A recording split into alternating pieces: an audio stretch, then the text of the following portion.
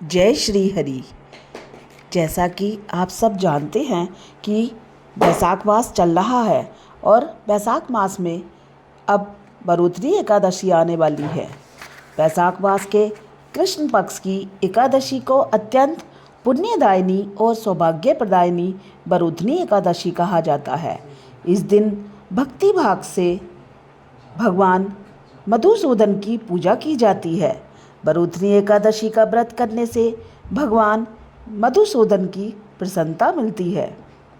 भगवान मधुसूदन की प्रसन्नता से संपूर्ण पापों का नाश होता है और सुख शांति समृद्धि हमें मिलती है। युधिष्ठिर बोले, हे भगवान, बैसाख मास के कृष्ण पक्ष की एकादशी का क्या नाम है, उसकी क्या विधि है तथा उसके करने से कौन कौन से फल की प्राप्ति होती है, आप मुझे विस्तार से कहिए। कृष्ण कहने लगे, हे राजेश्वर, इस एकादशी का नाम बरूथनी एकादशी है। यह सौभाग्य देने वाली है, सब पापों को नष्ट करने वाली है और अंत में मोक्ष देने वाली है।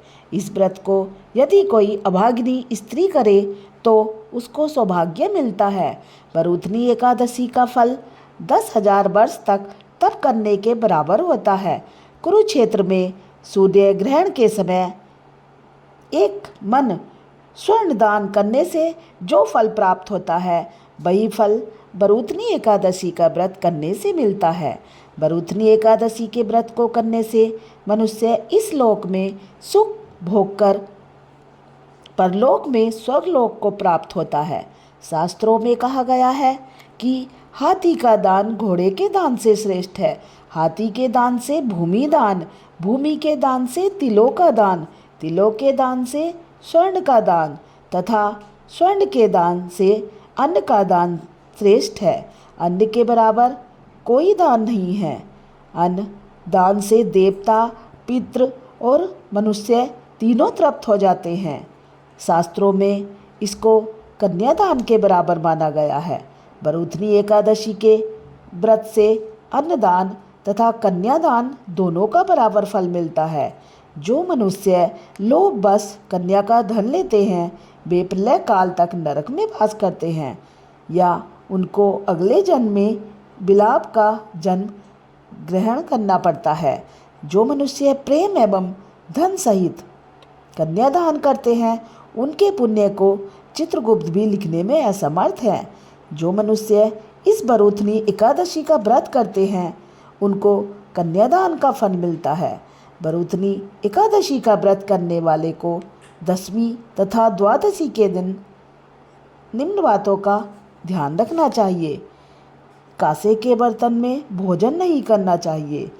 इस दिन उड़द की दाल भी नहीं खानी चाहिए, मसूर की दाल भी नहीं खानी चाहिए और चना, साग, मधु, दूसरे का अन्न, 2 बार भोजन, शराब आदि नहीं लेना चाहिए। व्रत वाले मनुष्य को पूरे दिन पूजा पाठ में लगा रहना चाहिए और सुबह स्नान करके स्वच्छ वस्त्र धारण कर पुष्पों से भगवान मधुसूदन की पूजा करनी चाहिए।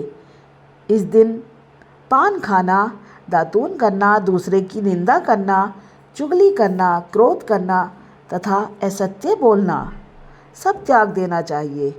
इस व्रत में नमक, तेल तथा अन्न वर्जित हैं। हे राजन, जो मनुष्य इस दिन रात्रि जागरण करके भगवान मधुसूदन का पूजन करते हैं तथा उनकी पूजा विधि विधान से करते हैं, वह पाप मुक्त होकर परम गति को प्राप्त करते हैं।